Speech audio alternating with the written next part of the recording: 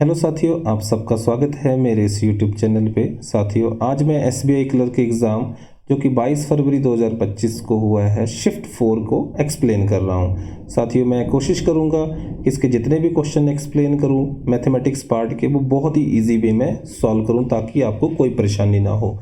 साथियों, पहला क्वेश्चन है, a girl spend 20% of her monthly income on rent. साथियों, ये 20% क्या है, सबसे पहले हम ये देख लेते हैं। 20% का मतलब होता है 20/100।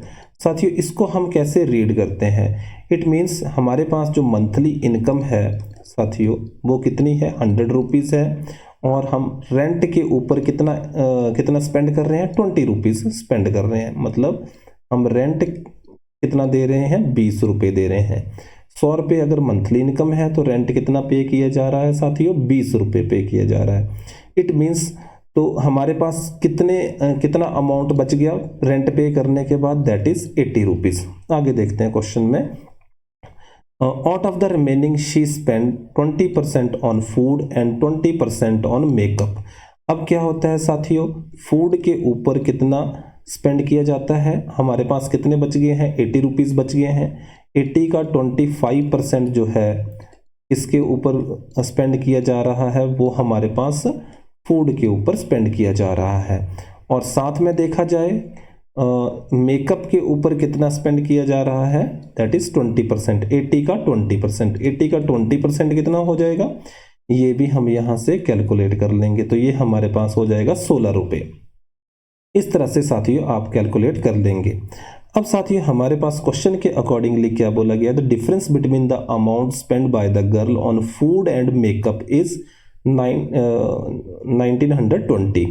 किसका डिफरेंस देखना है साथियों, आपने फूड और मेकअप का। तो साथियों, फूड और मेकअप का डिफरेंस कितना आ रहा है, 4 यूनिट। हम इसको क्या मान लेंगे साथियों, यूनिट्स कंसीडर करेंगे।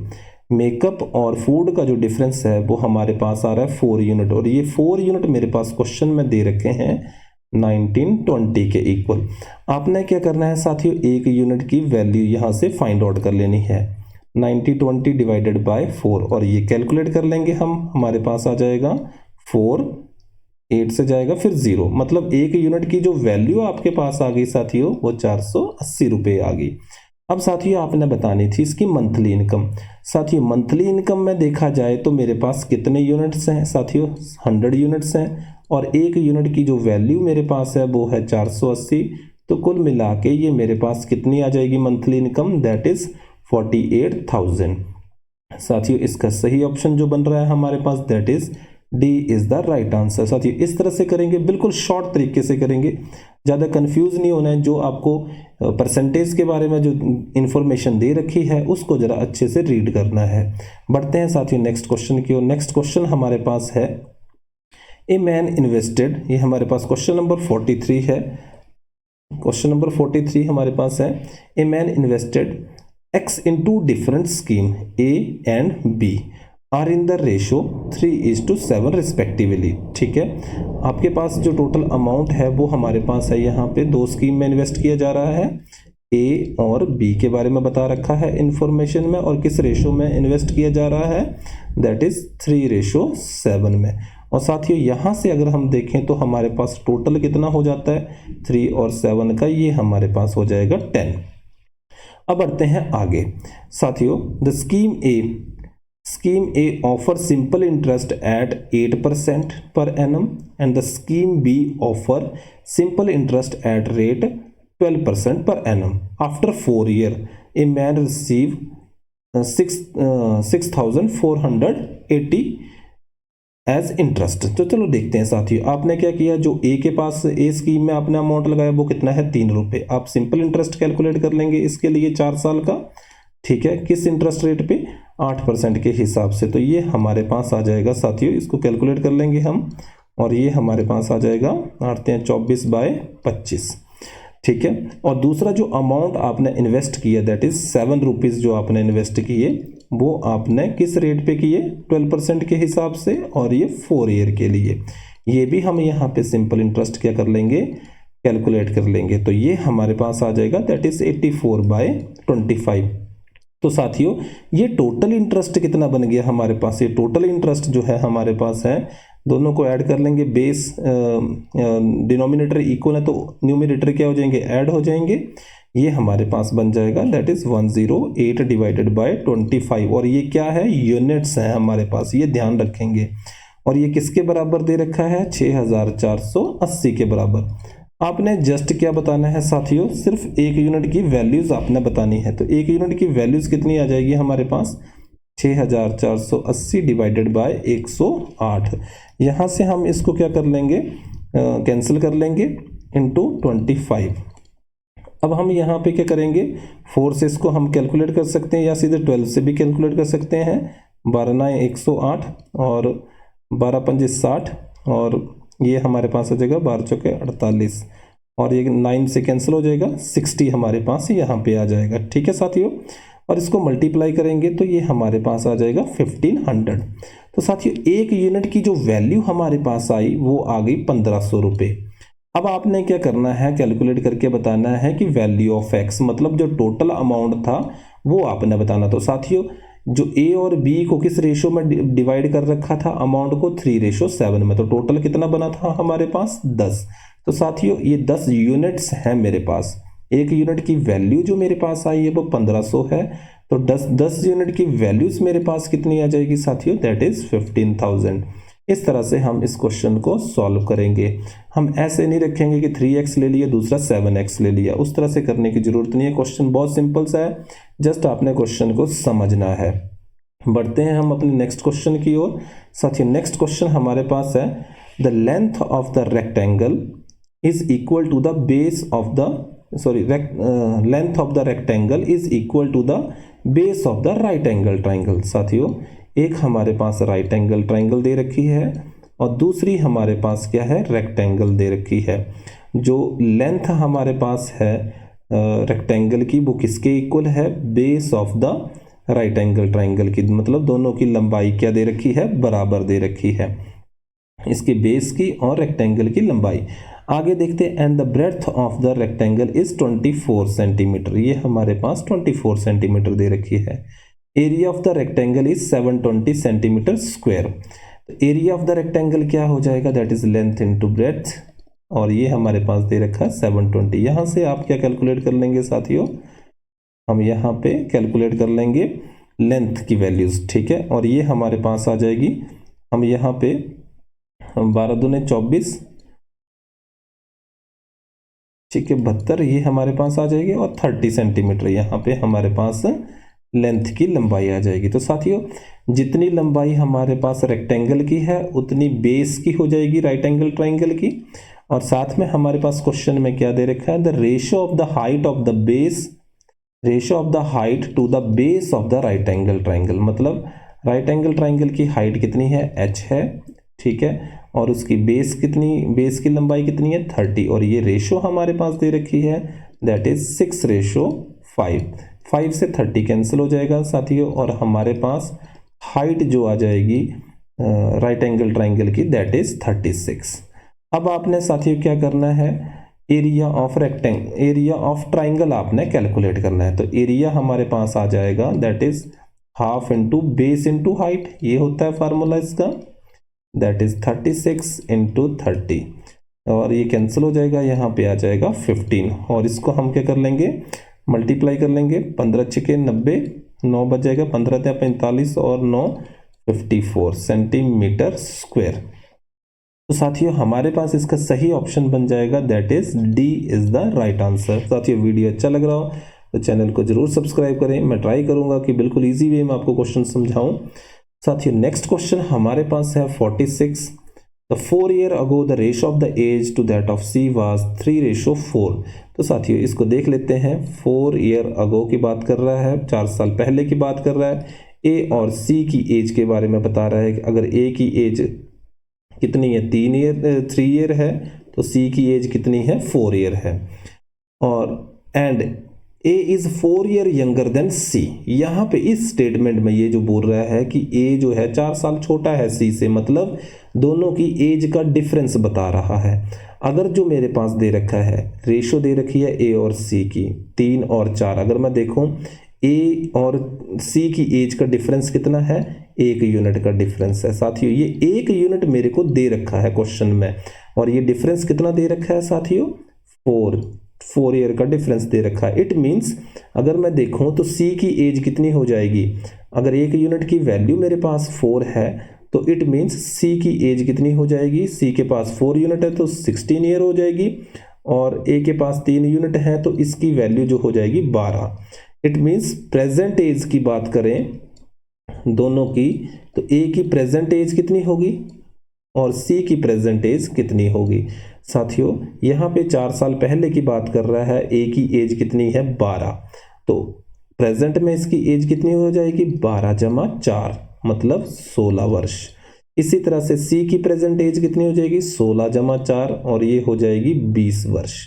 और आपने क्या बताना है कि find the age of C 5 year hence, अब से 5 साल बाद सी की एज कितनी होगी। तो साथियों प्रेजेंट एज जो है सी की वो 20 वर्ष है, 5 साल बाद कितनी हो जाएगी इसकी एज 25 वर्ष।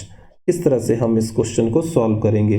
कुछ नहीं है, हमने क्या देखना है, ए और सी की जो रेशो दे रखी है इसका डिफरेंस देखना है, ये आ जाएगा 1, और ए और सी की जो आगे की स्टेटमेंट में डिफरेंस बता रखा है, ए जो है 4 साल छोटा है सी से, तो ये 1 किसके बराबर आ जाएगा 4 के बराबर। इसका मतलब 1 यूनिट की वैल्यू 4 के बराबर है। इस तरह से हम इस क्वेश्चन को सॉल्व करेंगे। साथियों बढ़ते हैं हम अपने नेक्स्ट क्वेश्चन की ओर। नेक्स्ट क्वेश्चन हमारे पास क्या है ये देख लेते हैं। अच्छा क्वेश्चन है और ज़्यादा डिफिकल्ट नहीं है, आसान सा क्वेश्चन है। A man invested 4000 rupees at a rate of X% per annum on simple interest for 2 year in scheme ए।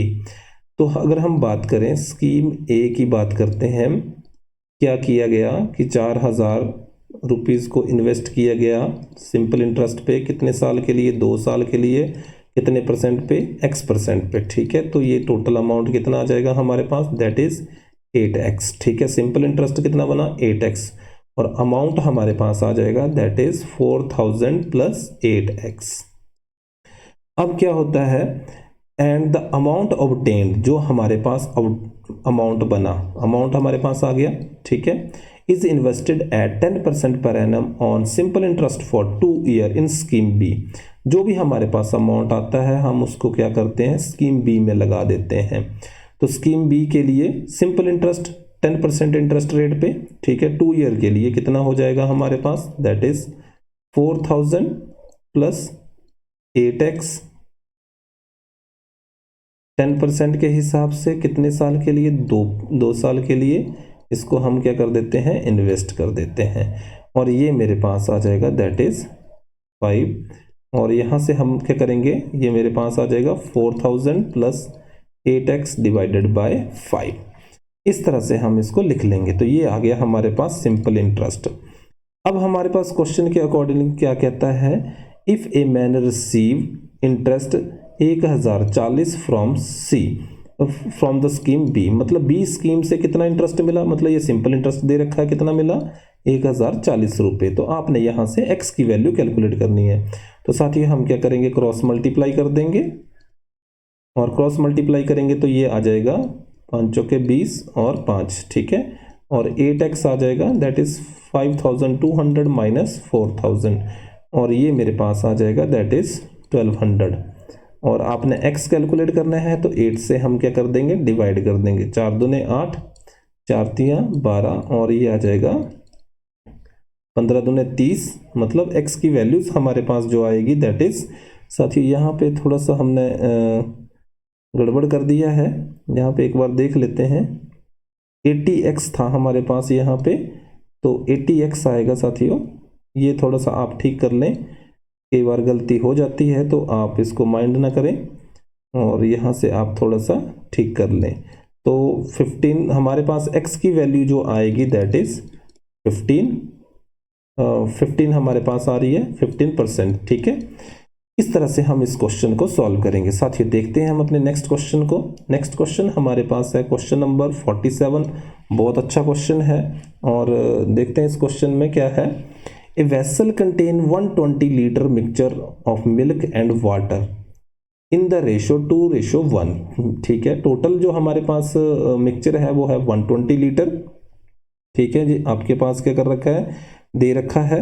हम क्या करेंगे, इसमें से मिल्क और वाटर की रेशो हमारे पास दे रखी है, तो इसको हम सॉल्व करते हैं। तो मेरे पास साथियों मिल्क दे रखा है, मिल्क की जो रेशो है दैट इज 2, ठीक है। और वाटर की जो रेशो हमारे पास दे रखी है, वाटर कितना दे रखा है दैट इज 1 यूनिट, ठीक है। और ये टोटल हमारे पास कितना हो गया दैट इज 3 यूनिट। अब साथियों ये 3 यूनिट किसके बराबर दे रखे हैं, 120, मतलब टोटल मिक्सचर कितना है 120। ये 3 यूनिट्स मेरे पास दे रखे हैं 120 के इक्वल, तो 1 यूनिट मेरे पास आ जाएगा दैट इज 120/3 दैट इज 40, ठीक है।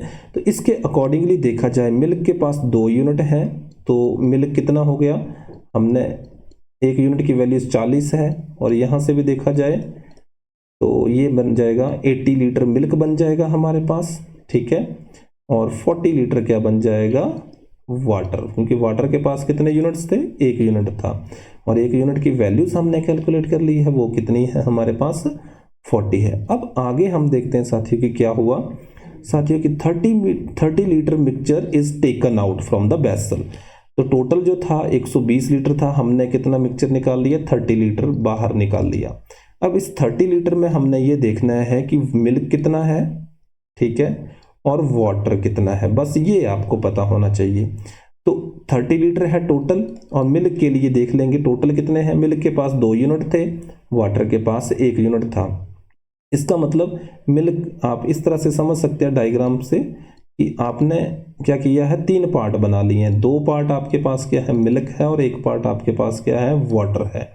तो मिल्क का हिस्सा कितना है दैट इज 2/3, ठीक है। मिल्क कितना है 2/3, और वाटर कितना है 1/3। इस तरह से आप कैलकुलेट कर लेंगे। तो 2/3 कैलकुलेट करेंगे, इसका मतलब 20 लीटर जो था मिल्क बाहर निकाल लिया। 80 लीटर था हमारे पास मिल्क, इसमें से 20 निकाल लिया, कितना बच गया 60। वाटर कितना बाहर निकाला दैट इज ऑब्वियसली 20 ये है तो 10 लीटर हमारे पास क्या होगा, वाटर होगा। तो 10 लीटर आपने वाटर बाहर निकाल लिया, तो माइनस कर देंगे 10, तो ये हमारे पास आ जाएगा 30 लीटर। तो एक्चुअल में हमारे पास जो है मिल्क कितना है 60 लीटर, और वाटर कितना है साथियों 30 लीटर। अब क्या होता है आगे क्वेश्चन में देख लेते हैं। 30 litre mixture is taken out from the vessel and 10 litre pure milk is added. अब आपने क्या किया, सिर्फ 10 लीटर मिल्क ऐड किया, तो मिल्क कितना हो गया 70 लीटर, और वाटर कितना है आपके पास 30 litre. Find the ratio of the milk to the water.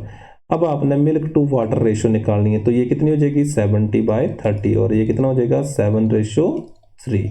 इस तरह से आपने इसको क्वेश्चन को सॉल्व करना है। क्वेश्चन ज़्यादा मुश्किल नहीं है साथियों, जस्ट आपने क्वेश्चन को समझना है और इसको सॉल्व करना है।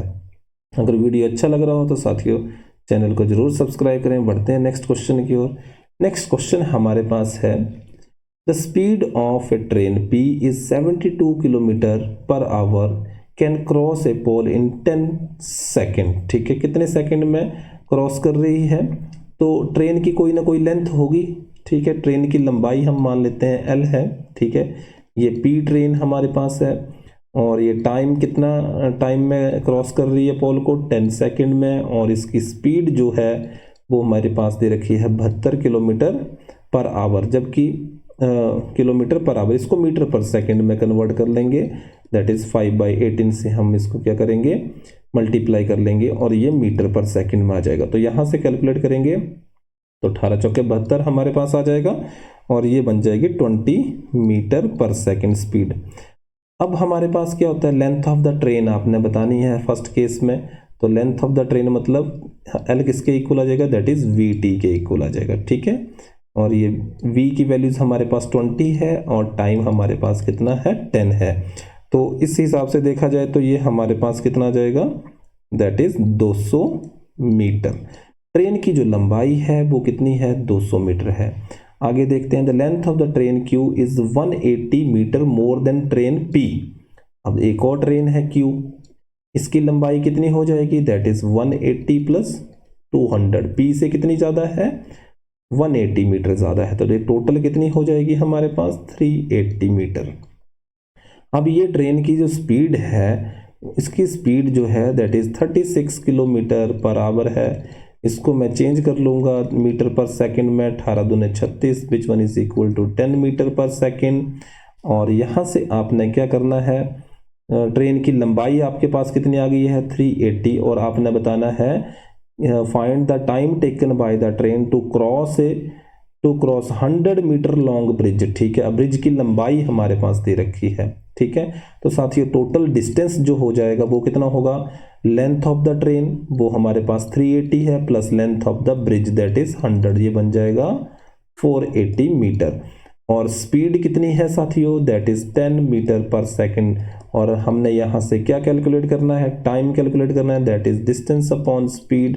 डिस्टेंस हमारे पास है 480 और स्पीड 10 है, which one is equal to 48 second. तो कितना टाइम लगेगा इसको क्रॉस करने के लिए ब्रिज को, दैट इज 48 सेकेंड उसको लगेंगे।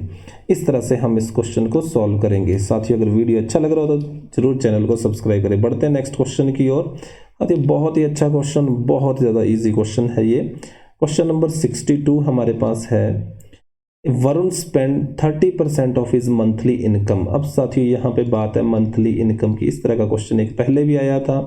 30% को हम कैसे रीड करते हैं, मैंने आपको पहले बताया, दैट इज 30/100। इट मीन्स अगर आपकी मंथली इनकम जो है 100 रुपये है तो आप फूड पे खर्चा करते हैं 30 रुपये का, and 10% on the remaining on transport. तो अब आपके पास कितने रुपए बच जाते हैं, दैट इज 70 रुपये बच जाते हैं। और आप क्या करते हैं, ट्रांसपोर्ट पे कितना खर्च करते हैं, दैट इज 10% ट्रांसपोर्ट पे आप क्या करते हैं, खर्च करते हैं। तो ट्रांसपोर्ट पे आपने कुल मिला के कितना खर्चा किया, दैट इज 7 रुपये खर्चा किया। आगे क्वेश्चन के अकॉर्डिंगली अगर हम देखें, if the difference between the amount spend on food and transport is, किसका डिफरेंस चाहिए, फूड और ट्रांसपोर्ट का। तो फूड पे कितना खर्चा कर रहे हैं 30, ट्रांसपोर्ट पे कितना कर रहे हैं 7, दोनों का डिफरेंस हो गया हमारे पास दैट इज 23 यूनिट्स। और ये किसके इक्वल दे रखा है, 9200 के इक्वल दे रखा है। साथियों तो एक यूनिट की वैल्यू हमारे पास आ जाएगी, हम 23 से इसको क्या कर देंगे, डिवाइड कर देंगे, तो ये आ जाएगा 400। ठीक है, तो एक यूनिट की वैल्यू हमारे पास जो आ रही है दैट इज 400 आ रही है। और हमने क्या कैलकुलेट करना है, फाइंड द मंथली इनकम। तो मंथली इनकम कितनी हो जाएगी, मंथली इनकम में मेरे पास कितने यूनिट हैं, 100 यूनिट्स हैं, और मैं इसको किससे मल्टीप्लाई कर दूंगा, 400 से मल्टीप्लाई कर दूंगा, तो मंथली इनकम आ जाएगी दैट इज 40,000। ठीक है, इस तरह से हम इसको सॉल्व करेंगे। साथ ही बहुत ही आसान तरीके से मैं क्वेश्चन को एक्सप्लेन करने की कोशिश करता हूं। अगर आपको वीडियो अच्छा लग रहा हो तो चैनल को जरूर सब्सक्राइब करें। बढ़ते हैं नेक्स्ट क्वेश्चन की ओर। साथियों अच्छा क्वेश्चन है, छोटा क्वेश्चन है। A boat take 6 hour to cover a distance of 90 kilometres. ठीक है, डिस्टेंस कितना है, 90 किलोमीटर है। डाउन स्ट्रीम की बात कर रहे हैं, तो आपको पता है डाउन स्ट्रीम स्पीड होती है x + y। मैं आशा करता हूं कि आपको पता है कि x क्या है, आपके पास स्पीड है स्टिल वाटर में। ठीक है, और y जो है स्पीड है स्ट्रीम की। ठीक है साथियों, तो मैं आशा करता हूं कि आपको इसके बारे में पता है। और टाइम कितना लग रहा है, टाइम दे रखा है 6 आवर दे रखे हैं। तो साथियों स्पीड हम कैलकुलेट कर लेंगे, तो स्पीड का फार्मूला हो जाएगा distance upon time that is 90/6। और ये हमारे 15 × 6 = 90 आ जाएगा। तो x + y की जो वैल्यू है वो आ गई 15 के इक्वल। ठीक है, 15 किलोमीटर पर आवर, ये हमारे पास इक्वेशन नंबर 1 आ गई। अब देखते हैं आगे। In still water the boat take 4 hour more to cover the same distance. Distance हमारे पास सेम है। ठीक है, पर टाइम कितना लग रहा है साथियों, स्टिल वाटर की बात कर रहे हैं तो स्पीड कितनी होगी उसकी, x होगी। ठीक है, और टाइम कितना लग रहा है, 4 घंटे ज़्यादा लग रहे हैं। ठीक है, तो पहले कितना टाइम लग रहा था, 6 घंटे लग रहे थे, तो अब 4 घंटे और लग रहे हैं, तो मतलब 10 आवर हमारे पास लग रहे हैं 90 किलोमीटर की दूरी तय करने में स्टिल वाटर के स्पीड के हिसाब से। तो यहाँ से हमने क्या करना है, स्पीड कैलकुलेट कर लेनी है। और ये फार्मूला आपको पता है डिस्टेंस अपॉन टाइम होता है 90/10, तो ये हमारे पास आ जाएगा 9 आवर। और x की वैल्यू हमारे पास 9 आ गई। ये वैल्यू सब्स्टिट्यूट कर देंगे फर्स्ट में, तो y हमारे पास आ जाएगा 6। अब साथियों आपने फाइंड आउट करना है, find the time taken by the boat to cover the distance of 36 kilometre. कितना डिस्टेंस कवर करना है? 36 किलोमीटर। और स्पीड क्या है? अपस्ट्रीम। अपस्ट्रीम का मतलब होता है x minus y. x minus y मतलब 9 है x की वैल्यू और y की वैल्यू क्या है? 6। तो दोनों को सब्ट्रैक्ट कर देंगे तो स्पीड कितनी आ रही है हमारे पास? 3 किलोमीटर पर आवर। तो टाइम कैलकुलेट करना है, that is 36/3 which one is equal to 12 hour. इस तरह से हम इसको कैलकुलेट कर लेंगे साथियों। बढ़ते हैं हम अपने नेक्स्ट क्वेश्चन की ओर। नेक्स्ट क्वेश्चन हमारे पास है साथियों क्वेश्चन नंबर 61। ये देखते हैं इस क्वेश्चन को कि इस क्वेश्चन में क्या दे रखा है हमारे पास। हम ट्राई करेंगे कि इस क्वेश्चन को बिल्कुल ही इजी वे में मैं इसको सॉल्व करूं। That is the ratio of A to that of B is, A और बी की जो रेशो दे रखी है साथियों वो दे रखी है 3:4। और the average of A B and C, मतलब सी के बारे में भी यहाँ पे है। तो एवरेज देखा जाए A plus B plus C, ठीक है, इसकी एवरेज कितनी दे रखी है? That is 40। मतलब A plus B plus C की जो वैल्यूज है वो है 120, ठीक है। If the average of A and B is 35 then find the value of C. साथियों मेरे को ए और बी की एवरेज की कोई ज़रूरत ही नहीं है, हम सीधे बता देंगे इसको। साथियों तीनों का टोटल जो आ रहा है वो हमारे पास है 120, ठीक है। अगर मैं यहाँ पे देखूँ ए के पास कितने यूनिट है? 3 यूनिट है। तो बी के पास कितने यूनिट है? 4 यूनिट है। 3 और 4 कितने हो गए? 7। और यहाँ पे देखा जाए टोटल में देखा जाए तो मैं इस टोटल को लिख सकता हूँ 12 गुणा 10। तो मेरे को सिर्फ 12 यूनिट बनाने हैं। तो 7 में कितना जमा करूँ कि 12 बन जाए? दैट इज 5 यूनिट बन जाए, ठीक है। 5 यूनिट बनेंगे हमारे पास। अब देखो तीनों को जब हम ऐड करेंगे तो हमारे पास ये टोटल कितना आ जाएगा? 12 आ जाएगा, ठीक है।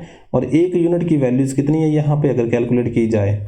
टोटल कितने हैं? 12 यूनिट। तो 1 यूनिट की वैल्यूज है 10। तो इसका मतलब 10 से सबको मल्टीप्लाई कर दो, ठीक है। जब सबको मल्टीप्लाई करेंगे तो ये बन जाएंगे 30, ठीक है, और ये बन जाएंगे 40 और ये बन जाएंगे 50। इन तीनों का सम कितना आना चाहिए? 120 आना चाहिए, ठीक है। तो और 120 ही है हमारे पास। तो हमने क्या बताना है? सी की वैल्यूज के बारे में। तो सी की वैल्यू साथियों कितनी आ रही है हमारे पास? That is 50। इस तरह से हम इस क्वेश्चन को सॉल्व करेंगे। आगे की स्टेटमेंट की कोई ज़रूरत ही नहीं है, ये अंडरस्टैंडेबल है। बढ़ते हैं हम अपने नेक्स्ट क्वेश्चन की ओर। साथियों क्वेश्चन नंबर 60 है, ये एक अच्छा क्वेश्चन है। A and B start a business with the investment of X and X plus 80। मतलब A जो है कितना इन्वेस्ट करता है? That is X। और B इन्वेस्टमेंट कितनी करता है? That is X plus 800 respectively. After 8 month, ठीक है, A विड्रॉ, ठीक है, 1200, ठीक है।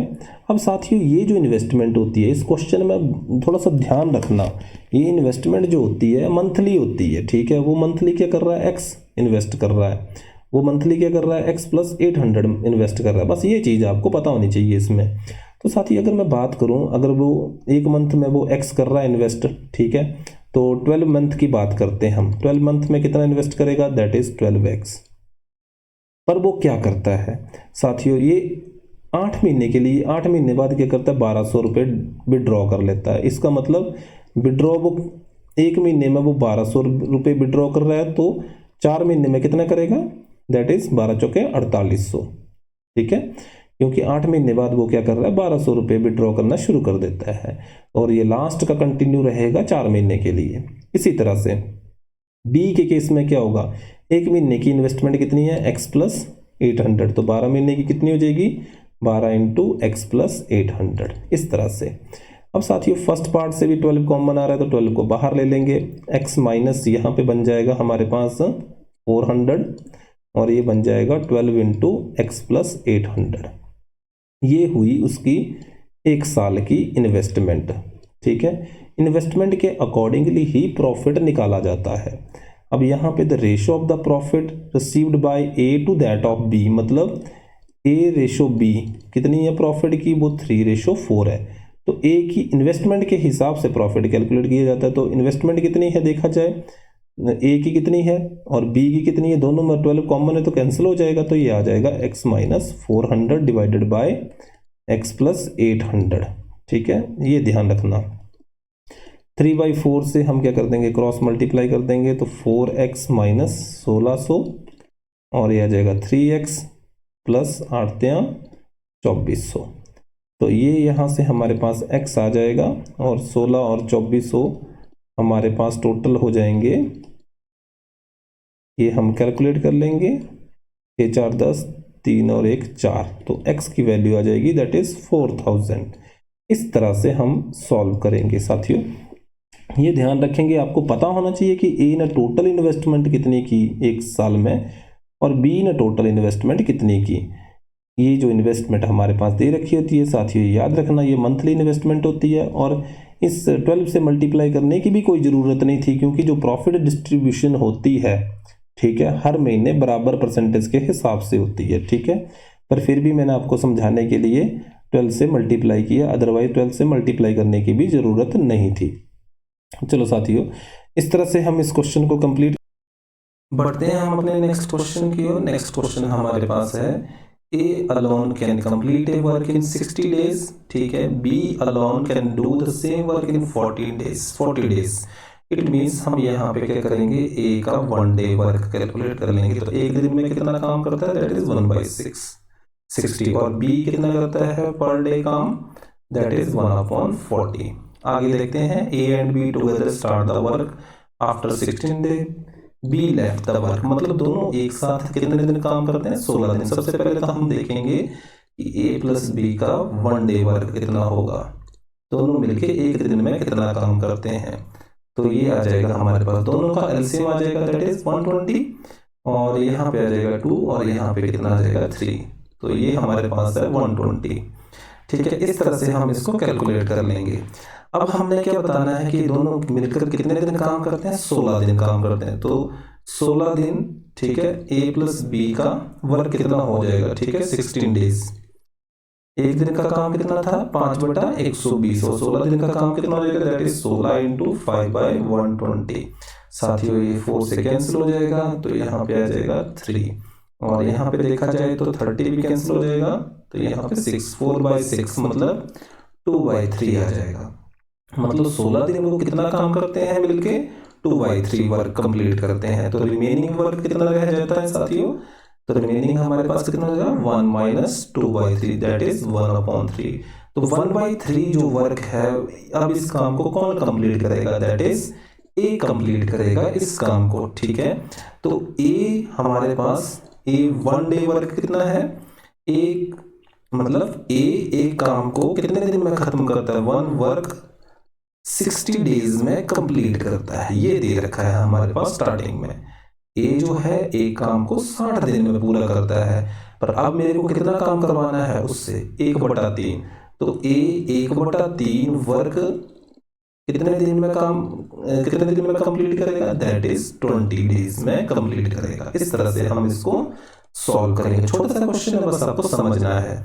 साथियों देखते हैं नेक्स्ट क्वेश्चन क्या है हमारे पास।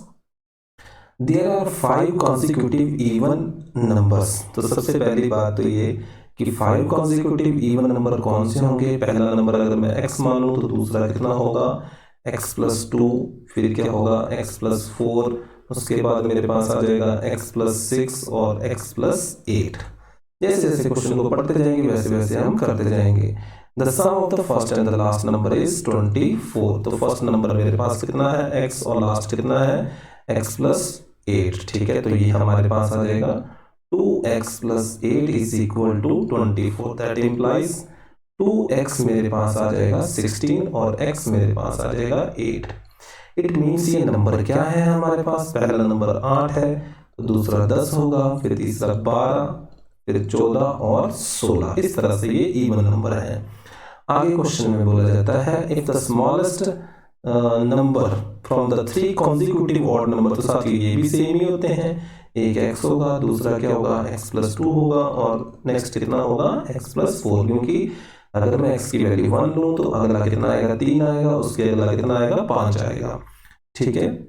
तो यहाँ पे मेरे पास क्या दे रखा है इसमें, ये हम देख लेते हैं कि if the smallest of the 3 consecutive odd number, तो स्मॉलेस्ट कौन सा है x, ठीक है, is 13 more than the smallest even number, मतलब x किसके इक्वल है, that is smallest even number से कितना ज्यादा है 13, मतलब 8 + 13 तो ये हो जाएगा 21। ठीक है, 8 × 13 कितना हो जाएगा 21। ये हमने पता कर लिया। इसका मतलब जो पहला जो हमारे पास ऑड नंबर है वो 21 है, तो दूसरा कितना होगा 23, और सबसे बड़ा कितना होगा दैट इज 25। तो आपने क्या बताना है, find the highest odd number that is 25। इस तरह से साथियों हम इस क्वेश्चन को कंप्लीट करेंगे। साथियों वीडियो अच्छा लग रहा हो तो चैनल को जरूर सब्सक्राइब करें। साथियों नेक्स्ट क्वेश्चन है प्रॉफिट एंड लॉस के ऊपर ये क्वेश्चन है, और ये मेरा सबसे फेवरेट क्वेश्चन रहता है, और मैं इसको बिल्कुल इजी तरीके से आपको करवाऊंगा। ए shopkeeper mark up the price of an article 40% above the cost price. साथियों इट मींस कॉस्ट प्राइस से कितना ज्यादा वो मार्क प्राइस सेट करता है 40%। इट मींस कॉस्ट प्राइस कितना है 100 रुपए है, तो इट मींस उसने मार्क प्राइस कितना सेट किया 140। अब आपने उसने क्या किया एंड गिव ए डिस्काउंट, और 20% का उसने क्या कर दिया डिस्काउंट दे दिया। ठीक है, 140 का 20% निकाल लेंगे तो 14 दूने 28। ठीक है, मतलब सेलिंग प्राइस कितना आ जाएगा 140 में से 28 घटा देंगे और ये आ जाएगा 112। अब हमारे पास क्या है, if the selling price of the article is 672, मतलब हमारे पास जो है सेलिंग प्राइस कितना दे रखा है 672 दे रखा है। इट मींस ये जो मेरे पास 112 है ये 112 यूनिट है। ठीक है, और किसके बराबर है 672 के बराबर। में 112 को किससे मल्टीप्लाई करूं कि 672 आ जाए, दैट इज मैं इसको 6 से अगर मल्टीप्लाई करता हूं तो मेरे पास कितना आ जाएगा 672। अगर आपको नहीं पता चल रहा है हम ऐसे लिख सकते हैं 112 यूनिट किसके बराबर आ जाएंगे 672, और 1 यूनिट कितना आ जाएगा 672 डिवाइड बाय 112, और ये 6 आ जाएगा हमारे पास। तो सभी को आप क्या करो 6 से मल्टीप्लाई कर लो। ठीक है, जिससे आप सेलिंग प्राइस को मल्टीप्लाई कर रहे हैं उसी को मार्केट प्राइस के केस में मल्टीप्लाई करेंगे, उसी से कॉस्ट प्राइस के केस में मल्टीप्लाई करेंगे। तो साथ ही आपको कॉस्ट प्राइस चाहिए तो कॉस्ट प्राइस के केस में मल्टीप्लाई करके कितना आ जाएगा 600। तो ये हमारे पास इसका सही आंसर बन जाएगा। इस तरह से हम इस क्वेश्चन को सॉल्व करेंगे। साथ ही वीडियो अच्छा लगा तो मेरे इस चैनल को जरूर सब्सक्राइब करें, मैं और भी इस तरह के वीडियो बनाता रहूंगा। Thank you very much.